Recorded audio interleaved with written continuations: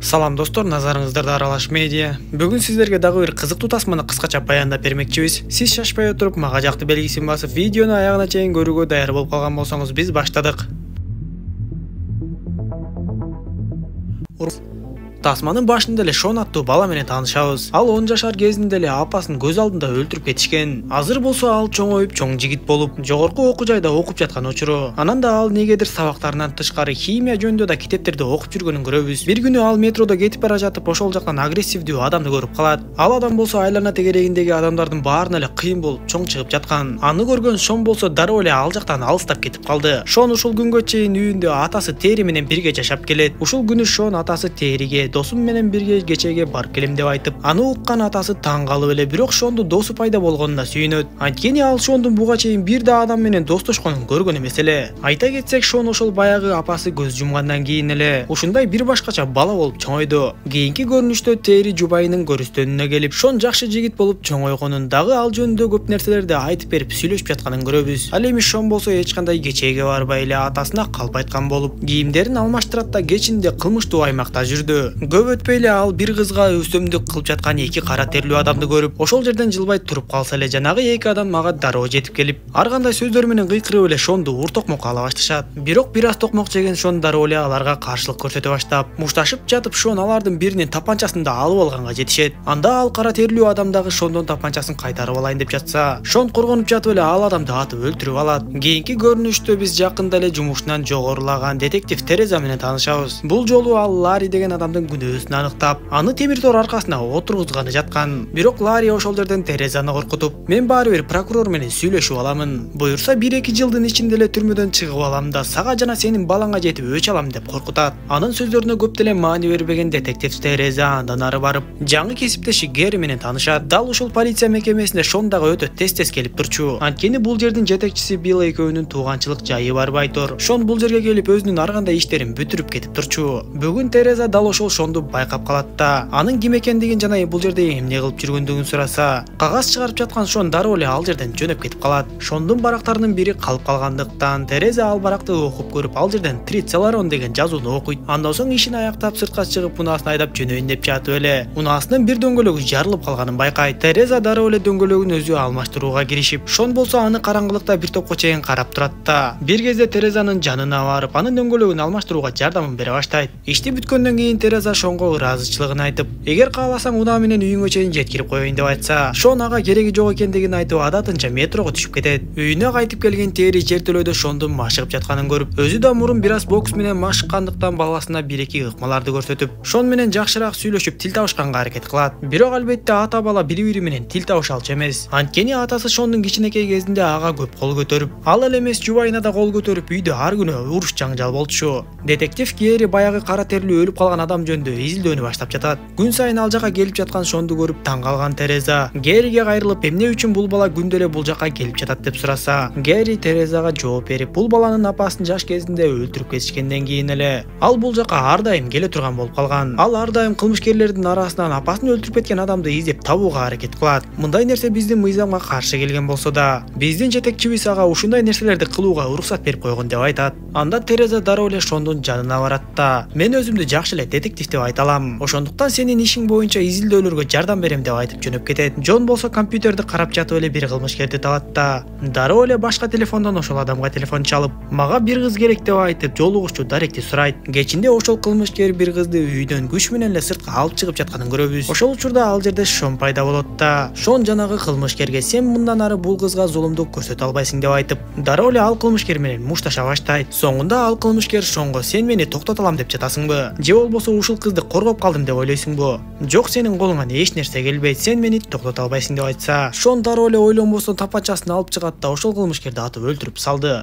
Кийинки көрүнүштө детектив Тереза ошол окуя болгон жерге келип териштирип, жанагы зомбулук көргөн кыздан эмне болгондугун сураса, ал кыз болгонун болгондой айтып берип, жанагы кылмышкерди атып кеткен адам кара кийимчен болгонун, көчө да караңгы болгондуктан анын жүзүн көрө албагандыгын айтып, анан да ал мен үчүн кылмышкер эмес, анткени ал мени куткарып калды деп айтат. Шон болсо ден соолугун чыңдаш үчүн ар дайым эле машыгып жүргөнүн көрөбүз. Өлүкканада кечээки кылмышкердин денесин текшерип жатышып, Тереза ошол жерден Трицеларон жөнүндө эстеп кетет да ошол жердеги адистерден Трицеларон жөнүндө сурайт. Көрсө трицеларон өтө сейрек кездешүүчү уулуу зат болуп чыгып, ал адамды домоктуруп өлтүргөндүктөн денеден трицеларонду аныктоо кыйын болуп, жалпы жонунан эле адам кантип өлгөндүгүн аныктоо өтө кыйын болуп калат экен. Тери болсо күн өткөн сайын баласына жакшы ата болгонго аракетин кылып жүрдү.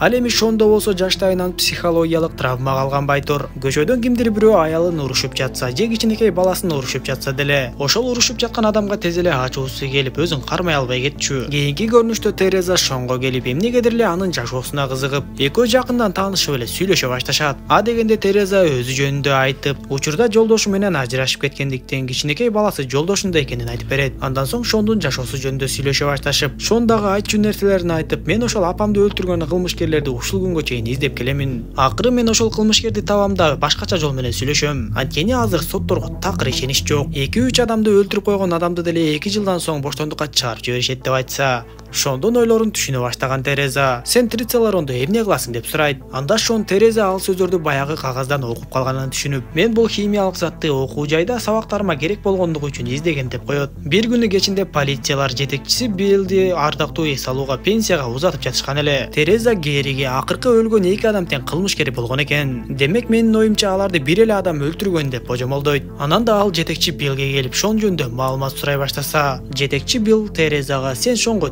эле койчу. Ансыз деле ал психологиялык жактан жабыркап жүрөт деп айтат. Ошентип ал кечээде ичимдиктерди ичип чыккан полициялар метрого отурушуп, бир кезде ал жака бир аял кирип келет да полициялардан аркы чиркөөдө 2 адам мушташып жатканын айтып жардам сурайт. Көрсө ал мушташып жаткандар Шон менен баягы адам болуп, метродо жаш кары дебей эле ар кимге зулумдук көрсөтө берген адамга. Түнкү кийимдерин кийген Шон бул жолу жетип келип эле мушташты баштап калат. Ал адам өтө эле күчтүүлүк кылып, Шон бул жолу алы жетпей кала жаздап, бирок колундагы темирлери менен ургулап отуруп ал адамды дээрлик өлтүрүп салды окшойт. Дал ошол учурда полициялар жана детектив Тереза жетип келип, бирок Шон алардын эч кимисине көрүнбөй жана жеткирбей качып кеткенге мүмкүн болот. Шон түндө үйүнө кайтып келгенде аны атасы Тери тосуп алып, "Деги сен түн бир маалында эмне эле кылып жүрөсүң? Анан да качан болсо бети башың көк ала" деп сураса, Шон атасы менен сүйлөшкүсү келбей ага жооп бербей коет. Эртеси менен Тери Шонду ойготуп, көрсө ошол күнү Шондун туулган күнү болчу экен. А дегенде Тери Шонду бир жерге алып барып, экөө чогуу тамактанышып, андан кийин аймактагы бокс боюнча беттешти көрүшүп, кечинде Тери Шонду баягы апасы көз жумган жерге алып келет.